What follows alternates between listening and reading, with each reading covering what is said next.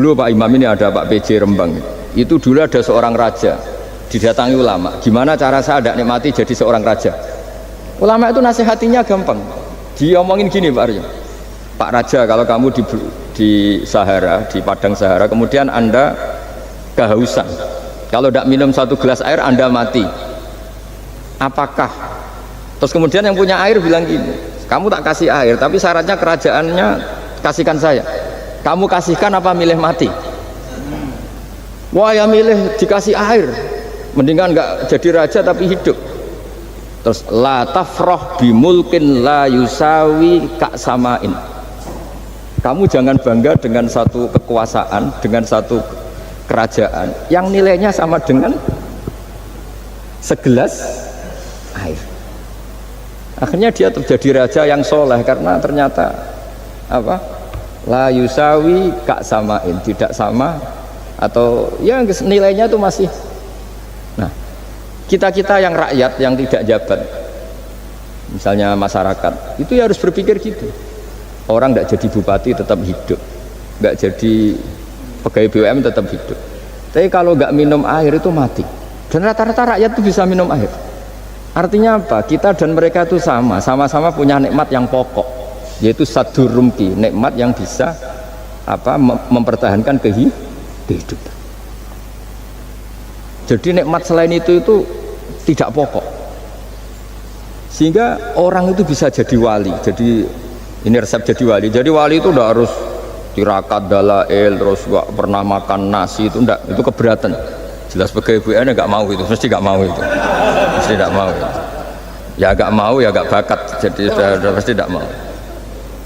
Karena ini saya tahu banyak tentang beliau. Pak Aryo itu bin selamat dulu, abahnya itu ditobatkan Gusmi, dingertikan agama oleh Gusmi. Karena beliau ingin tetap mencintai Kiai, terus korbannya saya karena Gusmi meninggal, terus mahabbahnya diarahkan ke saya. Tapi saya berdoa supaya diarahkan ke banyak kiai lah, supaya saya tidak jadi objek sasaran ya. Nanti juga repot ini. Saya itu sering disewani orang dari Kalimantan, Sulawesi, saya ingin idolakan jenengan, saya ingin dekat dengan jangan.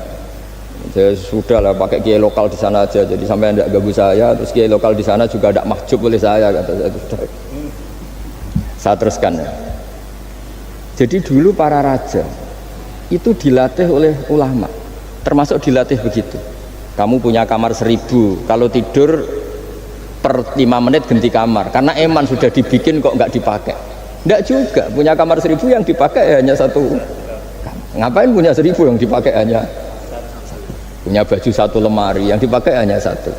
Apa mentang-mentang bajunya 5 terus pakai rangkepan sampai 5? Punya mobil 5 yang dipakai ya satu.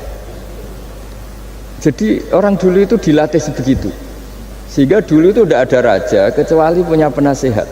Zaman belum Islam ada resi, kalau setelah Islam ada ulama.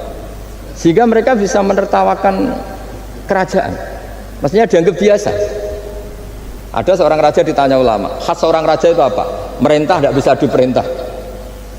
Terus si ulama ini tiap pagi itu datang ke atas gunung, cari tempat paling tinggi terus mutolaah kitab. Setelah mutolaah kitab ya wasik ya, kayak saya kalau belajar ya asik. Ngalang-ngalain jagungan sama pegawai BUMN kalau saya sudah belajar. Terus dia bilang, enaknya apa jadi raja? Saya di sini nggak ada yang memerintahkan saya, berarti saya dengan raja sama. Dan kelebihan saya juga tidak ada yang ganggu. Kalau raja masih banyak yang ganggu. Artinya bisa mengolah. Kalau sekarang enggak. Banyak kiai yang melihat pejabat itu kayak gimana? Wong kok mulyane ngono, buka pintu aja nggak pernah. Mulyane kayak gitu. Yang jenis ini dia rugi, sudah iri, nggak punya kenikmatan sendiri. Ulama dulu tuh bisa mengelola kenikmatannya sendiri dengan cara seperti itu. Makanya masyhur Sayyidina Ali itu kalau malam itu diantara sebab beliau tambah dekat sama Allah. Itu diantara wiridannya itu bukan kayak wiridan kita itu enggak. Wiridannya begini. Ya Allah, kafani izzan antakuna li robban wa kafani fakhran an akuna laka abdan. Saya sebagai manusia ini sudah sempurna, punya Tuhan engkau, Tuhan yang maha dahsyat, maha top. Kayak apa nyesalnya saya kalau punya Tuhan hanya sebuah batu, hanya pahatan batu, atau Tuhan yang mati, atau Tuhan yang kelaparan. Wa kafani fakhran an akuna laka abdan, dan saya ini bangga karena jadi hambamu. Jadi orang dulu itu nyembah Allah itu tidak harus dengan kalimat subhanallah akbar, tapi punya kesimpulan yang menjadikan mereka ini nyaman dengan Allah. Abu Yazid Al-Bustami itu diangkat jadi wali setinggi-tingginya, itu diantaranya itu kalau wiridan bilang gini, ya Allah kenapa engkau ngasih makan saya, ini aneh. Kenapa engkau ngasih minum saya, itu aneh. Di mana-mana orang memberi itu ada kepentingannya, misalnya majikan bayari karyawan karena ada kepentingannya, tapi di mana-mana hubungannya orang itu begitu. Wong kenal kiai nak urung mloro kiai diatur ngene iki ya ora marem. Singkat cerita Bu Yazid itu tuh, ya Allah engkau zat yang luar biasa, engkau tidak butuh saya tapi ngasih saya, ini fenomena aneh. Di mana-mana orang ngasih itu ada kepentingannya, apalagi pilkada. Wah itu tambah banyak kepentingan ya. Artinya dia bisa mensifati Allah dengan cara yang nggak kebayang orang lain. Allah itu tidak butuh kita, tanpa kita sudah jadi Tuhan, tapi ngasih kita. Apa ya Allah alasan engkau mengasihi saya? Wong saya engkau tidak butuh saya. Di mana-mana orang ngasih itu kan karena butuh. Misalnya kamu ngasih anak, apapun alasan ikhlas Anda ini karena nyaman, anak ini menjadi hiburan, tetap seneng ya. Ada unsur kamu itu dapat timbal balik, setidaknya seneng. Atau ngasih rival politik kamu, setidaknya ya karena safety lah kata tadi Pak Ari, bergak berontak teman-teman. Pokoknya ada kepentingan. Tapi Allah ini zat yang nggak punya kepentingan, kemudian tetap ngasih. Dari situ terus dia punya cara mencintai Allah.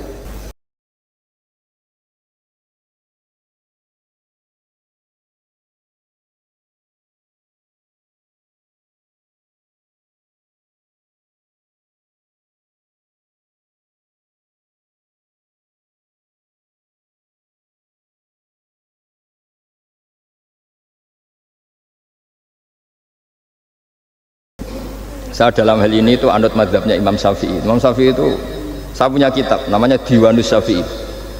Itu kalau orang tidak senang itu paling bagus menurut saya. Pak Imam Syafi'i separuh kampung tidak senang jenengan, ya bagus lah. Kalau nggak senang tidak akan utang duit, nggak pinjam mobil. Wong nggak senang itu kan nggak mungkin pinjam uang. Saya pernah ketemu seorang bupati, cerita ini nggak perlu saya sebut, bupati aktif. Setelah saya cerita ini, terus Gus saya ingin ketemu jenengan empat mata. Setelah ketemu saya lucu, saya akan cerita di antara wasiat bapak saya itu unik Pak. Hak ngelola wong gedeng enak, sing ribet itu ngelola wong seneng. Jadi ngelola orang benci itu mudah, yang ribet itu ngelola orang seneng, itu mahal sekali. Itu dulu saya tidak paham. Bareng kenal wong seneng ngel-ngel no, nah sing ra seneng kan sudah selesai. Akhirnya Imam Syafi'i dan separuh kampung ini tidak seneng jenengan, ya bagus lah. Mereka tidak akan utang saya, minta tolong saya. Artinya orang dulu itu jadi yang seneng dikelola untuk teman kebaikan, yang nggak seneng dianggap menjadi harga itu murah. Singkat cerita terus bupati ini datang ke saya cerita. Yang jelas gak bupati Rembang, ya ada cerita di bawah beduk cerita. Iya Gus, rival politik saya ketika saya kalahkan itu selesai. Tapi mitra politik nganti saya kirung berper. Jadi orang dulu itu segampang itu ngelola kehidupan. Artinya yang seneng ya penting, kita butuh mitra. Yang gedeng ya nggak apa-apa lah. Barokahnya gedeng itu tidak ganggu Anda kan. Asal sing gedeng aja dukun santet ribet itu kalau nanti.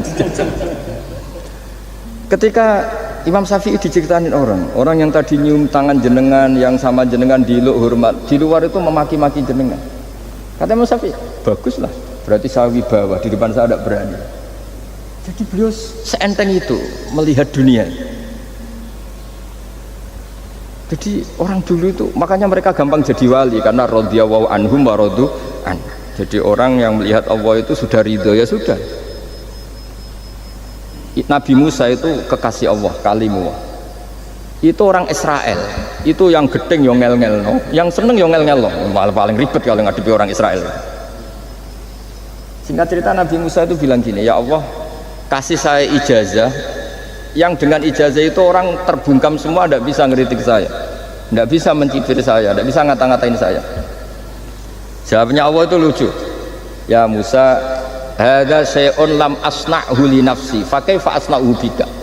Aku pangeran sing salah paham akeh pemenah kowe trimo nabi. Aku iku pangeran sing salah paham mbek aku akeh. Jadi saya ini Tuhan. Yang cara pandang tentang saya keliru itu saja banyak, apalagi kamu.